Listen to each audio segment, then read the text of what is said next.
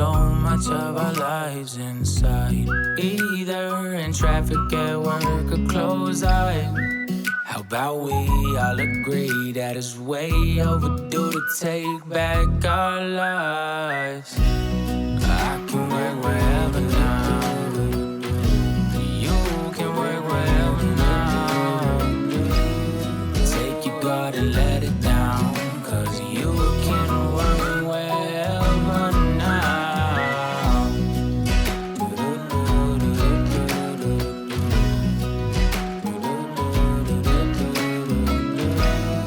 Take your guard and let it down, 'cause you can work wherever now.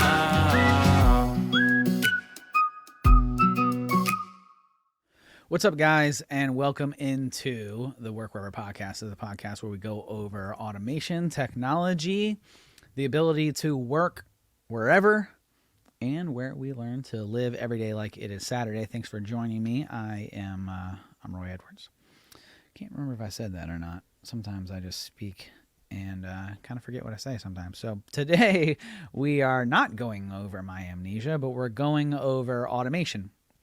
And so a lot of companies now are looking at automation as a way to replace people, which is a super dangerous way to go about automation.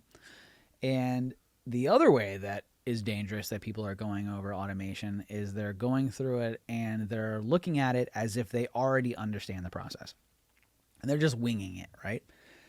Also, super dangerous way to go about automation. And so how do you go about automation would be your natural next question, right? And so what we're going to look at is, and the way that I've always kind of approached DevOps, DevSecOps, which DevOps is development and operations teams together. It's a philosophy of security and operations together running your team. They are all communicating together. So you have this communication where you used to have development operations teams separate, and then your security team was a separate team, right? So you had three different teams, and as you could probably imagine, the more teams and the more things that you're trying to get done, the more teams that you have, the more avenues for potential miscommunication you have. So the theories and philosophies of DevOps and DevSecOps was to bring these teams together as essentially one team to avoid any, that's not my role, that's not what I do type of things, throwing it over the fence, which prolonged development, which actually comes from war strategy. So when you had multiple different areas of war, platoons or battalions or areas that do different things, you should be brought together under a single mission so that everybody understands what it is ultimately that we're trying to accomplish and go about it that way. And so the more, since I've always looked at it as terms of war, so I've studied, I'm a history minor, right? So I love history. I'm a history buff. And I've always approached running a business, automation, and development from a historical point of view. I like to look at historical people, how they solved big problems, and then see if I can use that in the kind of like format into business and automation and technology, which kind of like, I was actually talking to a buddy the other day about this to say, I'm equating and I'm taking these things from historical figures and war generals, and then applying them to automation and, as a way to articulate a very complicated thing, or what can be seen as a very complicated thing in automation, which stems from, people don't like to talk about things that they don't understand because they don't like to make it seem like that they're not smart, right? Nobody likes to feel like an idiot, right? So the natural thing is to just get out of the conversation. Oh man, that sounds crazy. And, I'm going to leave. I'm going to back away from this conversation because I don't want to be made seem like I'm an idiot, which is a bad way to go about things, but it's a natural reaction, right? People don't like to talk about things they don't know about because they don't want to make it seem like they're an idiot. So whenever I'm talking to people and I'm like, they're like, what do you do? And I used to say, I do robotic process automation. And people will be like, oh, cool. And then generally that's where the conversation ends because people don't know what that means. And then I was like, all right, well, I'd build collaborative intelligence. Collaborative intelligence, people are like, I've had people who are in the software field be like, what? Or I had to Google that, kinds of things, right? So that got me thinking, like, how can I articulate this in a way that people understand? And that led me to history. And I was talking to a buddy the other day, and I was telling him about this, and he was like, that's the kind of like theory, which I guess Bronson does. I was like, all right, cool. Kind of like, all right, I'm going to liberate that, start using that, kind of like. So automation is kind of like war and the art of war and tactics around historical war. And so we're going to go over today is the first stage of automation and how to plan automation, because that's what you first need is a plan. There's multiple steps and multiple stages to automation, but we're going to focus on the very first step, which is plan. The other stages that we'll break down are design, make, test, deploy, and refine. But today's episode is going to be around planning and how it equates to war. So first off, in planning for automation, you want to identify the 4 W's. And for those of you who don't know what the 4 W's are, they are who, what, when, and why. Some people throw the how in there, but how is automation? So let your development team figure that one out, right? The H is for your development team and your design team. And capital presence if you want to, let us figure out the how, right? If you don't want to do it in-house. But before you contact a developer or even talk to a development team, you want to make sure that you are getting into the 4 W's. The who, what, when, and why. That's right. Good job. Good job, class. So the four W's are extremely important to understanding automation, which is your end game and end goal. And before you do that, before you get to the how or looking into tools or buying software or doing any of that stuff, you need to understand the 4 W's. That should be your first step, because if you try to do anything else, the just wing it approach, you're going to end up in trouble. And so I started looking at some of the famous war generals, and one of the ones that I came across was Napoleon. Napoleon was a very famous French, I guess he was a general, or he ultimately became I believe he was like the president or the emperor or the, he was head of France. And so he is he's known as like a brilliant military mind, and he was at war with essentially the world, really, but much of Europe. And he tried to invade in Russia at one point. And so between, I believe it was, I don't have the years written down, but between 1802, I believe, and 1813, he was essentially at war with the entire Eastern world, right? So if the United States is the West, Europe, and into Eastern Europe, he was at war, trying to establish France and trying to build France into this, which he ultimately did, build it into a powerhouse.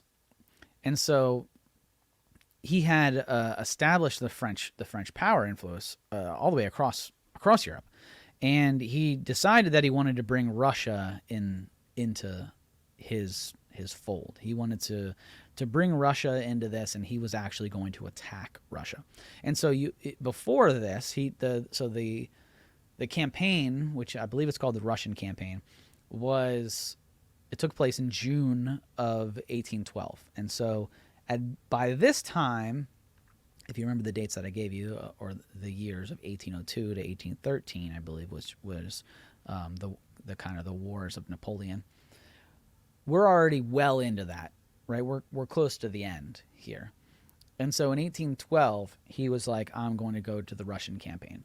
And so he had, at this point in time, he had between 450 and 600,000 French soldiers, depending on sources and who you ask, who were part of this campaign.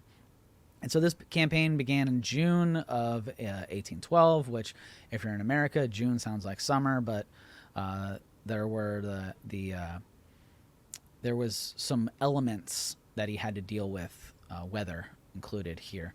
And so of the 450,000 to 600,000, let's call it 500,000 soldiers just to cut the middle, about 10,000 of it made it home, and it lasted about 6 months.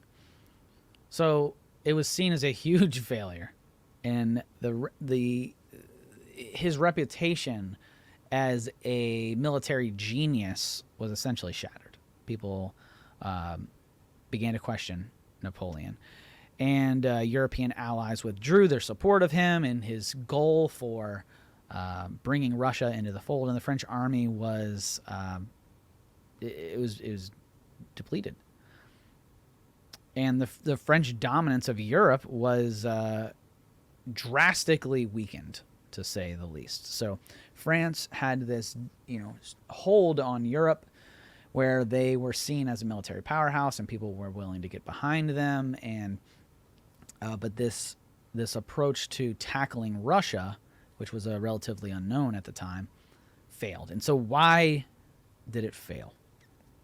That's the question that we want to understand, because up until this, Napoleon had innovated the art of war. He had, a lot of what he had done is used into technology these days.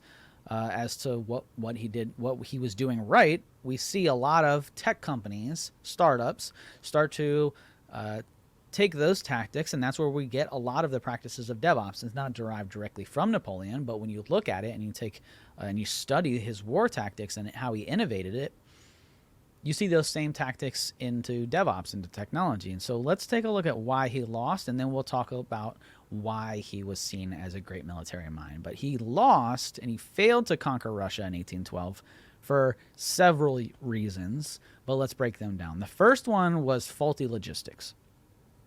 So he didn't fully understand what he was getting into in terms of how he was going to spread out his resources, how he was going to tackle things, and the logistics of it were faulty.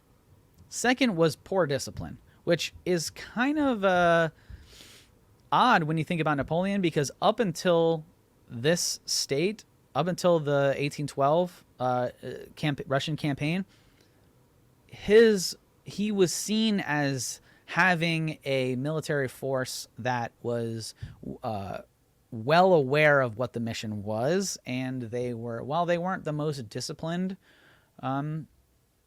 military unit, they always knew what they were fighting for, and they were very strategical in how they approached things. So having poor discipline at this point and stage of Napoleon was a bit odd.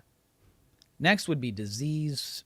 It did come in and wipe out a lot of it, which, is something that you can account for sometimes, but, sometimes disease it does things, right? And there's nothing you can do about it. And then the last one would be the weather. And so there were weather that, attributed to disease and some other aspects. So let's take a look at that and break it down into tech. So why he lost: the logistics, poor discipline processes, disease, which could be external forces and viruses, and then the weather, which would be environment. He failed to account for the environment. And so Napoleon's method of warfare was based on a rapid concentration of his forces at a key place to destroy the enemy. That was his thought process, which up until this point of 1812, he took an opposite approach, where he attacked things from multiple different angles, and he had a very innovative approach. Whereas in this approach, he tried to just get everybody together and kind of brute force. And he had this a winging it approach. And so in this, you'll see some people who said, like, there are movies and shows that have kind of poked fun at Napoleon's approach, where they say it was a let's show up and see what happens approach. We haven't so many people, we're just going to go in there and we're going to overpower them. No real plan. Where up until this point, you could say that he was one of the most innovative war generals of all time. So Napoleon's background was he was an artillery, an artillerist, I guess is the way that you would say it. But he his background was in artillery, and so up until this point, what made him such a promising and loved and somebody who that militaries generals have since modeled was that he stuck to and he focused on his strengths. And his strengths were in artillery. He understood it. And so he innovated ways to spread out his ammunition. So he didn't I believe he had a shortage in military weapons, so guns. So he had 3 guns for every 100 or 1,000 soldiers. And what he did instead was he figured out a way to overcome that through his knowledge of artillery. That's what made him so good, was he understood what needed to become accomplished. He understood the mission and he stuck to his strengths and he expanded on his strengths and he built plans around his strengths, which were artillery. And so where Napoleon did innovate was in the firepower of his guns. And so rather than dispersing them among the infantry and saying, hey, we don't have enough guns to go around, he got innovative. He dug in and he said, what can we do? I understand this very, very well. This is my strength, and I'm going to play to it. And it ended up becoming a massive part of what made him so successful. And so when faced with superior numbers, because when he was first starting out, when Napoleon was first starting out, he was going against far superior numbers. He didn't have the 450 to 600 military members. He was on the other end of that, defeating armies like that. And so when he was faced with superior numbers, he would divide the enemy army, divide out his military, and make it seem, and he would go in these odd patterns to divide the army that was the enemy, because the enemy army at the time, it was very much I'm going to overpower you, much like Napoleon when he failed was a show up and see what happens. We have the numbers. And so he would divide that. So the enemy would say, oh, they're coming in from the east. Oh, they're coming in from the west. And so they would start to try and plan to try to get people in place to account for what seemed like they were coming in from one direction, when really he was coming in from all directions and splitting up the enemy. And since the enemy relied on brute force numbers, then he was able to divide and conquer the enemy. And so he got away from that. And so where he was strategically planning prior to and focusing on his strengths, because he became so built up on his own military knowledge, he forgot that innovating was key. And instead he relied on we got so many numbers, let's just go into Russia, let's attack Russia, when he really didn't understand the logistics, the environment. He didn't understand what diseases or viruses might be as part of this environment. And he didn't focus on his strengths. He just winged it, right? Where he was going about this in a way that he had no discipline. Show up and see what happens. And so what we can learn from Napoleon is that when you show up and wing it, no matter how good you think you are, no matter how much you've innovated in the past, if you get away from your strengths and you are no longer focusing in on your strengths, you are going to enter areas of unknown that are going to bring about logistical concerns and lack of discipline. And when you have faulty logistics and poor discipline, that opens up the door for attacks, disease, and environmental unknowns. no matter where you're at. If you're at war, then it opens up to a disease that you weren't ready for, because people are eating things they don't know that they can eat. They're going places they don't know where they can go. There's a new there's all kinds of things that can invite in disease that you weren't accounting for. But in a technical state, so let's equate this now to a technical environment. If you have faulty logistics and you have poor discipline, members are going to start clicking on things, doing things they don't know what they're doing. They're going to go apart and they're going to enter into this unknown, and then that opens up the door for a cyber attack, for malware, for some sort of disease to enter into your environment. That's going to halt your production and halt your systems and potentially lock up your whole enterprise. I mean, that it doesn't take much Googling or understanding to know that people are out there trying to maliciously shut down your servers and hold it for Bitcoin. I mean, that's a real thing. Ransomware is a big deal. The other part of that is the weather. He didn't understand the weather. This was a whole different side of Europe, whole different side of the globe. And so in bringing in, he didn't really truly understand this environment. And if you truly don't understand the environment that you're about to try and move your business into, you're trying to move into automation, you're trying to move into this new, shiny new toy. If you're trying to do it and you don't understand the environment, that is going to play a major role into why you fail. Now, you could say that Napoleon didn't fail because of the environment. You could say that he didn't fail because of disease. You could say he didn't fail because of poor discipline, because when he was doing the other things, he did not exactly have great discipline either. And you could say that he didn't fail because of faulty logistics, but when you add all of those things together, faulty logistics, poor discipline, disease, and weather/environment, when you add all of these things together, your business might not fail because it has poor logistics, or because it has poor process discipline, or because of viruses or malware, or because of a lack of understanding of an environment. It might not fail because of one of those, but when you add all those together, that'll kill you. You're done at that point. They say, so I'm an apiist, which is a beekeeper. I got into beekeeping. I'll give you another example of how this applies. I became a beekeeper this past year, and they said that there are 3 things that'll kill a hive: disease, starvation, and intruders like beetles, right? And the hive can deal with one of the 3. They can deal with low food. They deal with low food. They actually go and it's pretty brutal. They'll kill the males so that only the worker bees, so they'll just cut down and say, hey, our overhead is too expensive to bring it into tech. But they'll wipe out the unnecessary. So they'll wipe out all males. They'll just brutally kill them so they can survive the winter. The next one would be sickness and illness.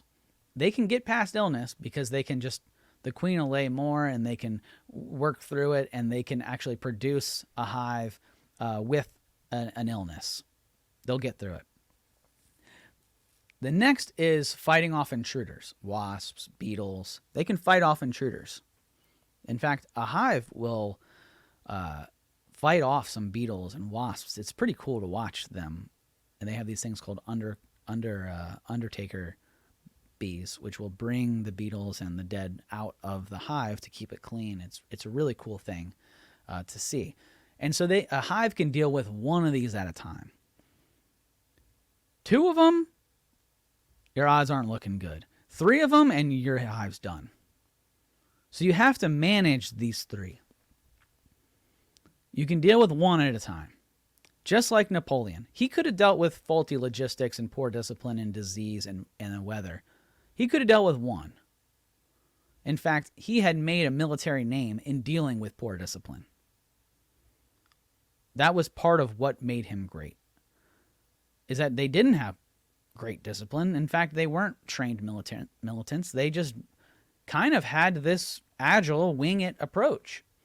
But in large numbers, when he didn't focus on the other areas, it ended up being his demise. So you can deal with faulty logistics. You can deal with poor discipline. You can deal with disease and the weather. Or to bring it back to technology, you can deal with poor logistics, poor discipline, viruses, and an unknown environment. But if you have all 4, or 3 or 4 or half. You can deal with 1. Any more than that, and you decrease your rate of success. And so that's what Napoleon didn't understand. He started to get away from what he knew, and he started to just get into the brute force. That's why when he sent those 500,000 in June of 1812, after he had already had darn near a decade of military experience and poise and innovative approaches to war, he only came home with about 10,000. They made it home 6 months later, and it crippled France, and his allies started to pull out. So the example that we can understand and learn from Napoleon here is focus on your strengths. Okay? Napoleon had defeated massive armies through tactical breakdowns and reverse engineering of the battlefield. That's how he did it. He got away from that when he started to grow. Napoleon's strategies consisted of excellent maneuvering, flanking, and isolating the enemy. That's what he did previous. He got away from all of that in the Russian campaign and tried to overpower an environment, and he ran into 4 things, which you could deal with 1 of them probably, but he ran into 4. So in your own environment, you cannot deal with too many things at once. So the whole show up and see what happens plan, it didn't work for Napoleon, and it won't work for you. Make sure that you identify your 4 W's: who, what, when, and why, before you even think about automation, before you even enter into the battlefield, before you even think about showing up, before you go anywhere, before you leave your base, so to speak. Plan. Identify who, what, when, and why. Who is triggering this? Who is this for? What are we trying to accomplish? When does this happen? When does this thing happen? When does the trigger happen? When does this process happen? And why does this process happen? Why are we doing this? If you can't answer those 4 W's, then it doesn't deserve to be automated. That's just point blank simple. If you can't answer these 4 W's, then don't even think about automation. Handle it in a different way. So that is the first step in automation, guys. Focus on the 4 W's, learn from Napoleon, learn from his bad habits, and hopefully you got a lot out of this. I'm going to be breaking down automation, and we're going to be putting together an introduction to automation masterclass that'll go over all of these steps to automation from beginning to end, and it'll be part of our online academy masterclass courses, which is going to be launching in the new year. We'll be going. I have a DevOps introduction to DevOps course, which I've already recorded that. We have an introduction to Microsoft SharePoint, which I've already recorded. That's actually free. There's a free version of that that's actually available on our YouTube. So if you go to our youtube.com /@capitalpresence, that'll pull you up. You'll see the introduction to SharePoint. It's actually up there. I recorded a couple years ago. I'm redoing that for the updated SharePoint. That'll be online academy as well. So we'll have introduction to DevOps, business communication masterclass. We'll have a Microsoft 365 power user masterclass up there. So we'll be releasing a lot of different trainings throughout the year. We're starting out with the 365 masterclass and the Microsoft Teams training. Those will be on Online Academy, which will be a paid subscription platform for training and masterclasses that you can subscribe to. We're going to be putting a lot of content on our YouTube at Capital Presence. So guys, check those out. And then these podcasts, we're not going to get super tactical on these podcasts, but I'm going to give you the baseline. So plan. That's a baseline, right? And the more that we get into how to plan, how to go through those 4 W's, that'll be part of the masterclass, the Introduction to Automation masterclass that'll be up on Online Academy. So hopefully you guys got a lot out of this. Thanks for listening. Make sure you like, subscribe, share this out for anybody. If you have any other businesses or friends and family who are looking to automate and they're looking to enter into the unknown, just send them this link and be like, hey guys, maybe you should listen to this podcast before you jump in. So thanks for hanging out. Thanks for listening. And remember to live every day like it's Saturday. Hey there. Don't forget to hit that subscribe button and turn on notifications for all the latest videos from Capital Presence.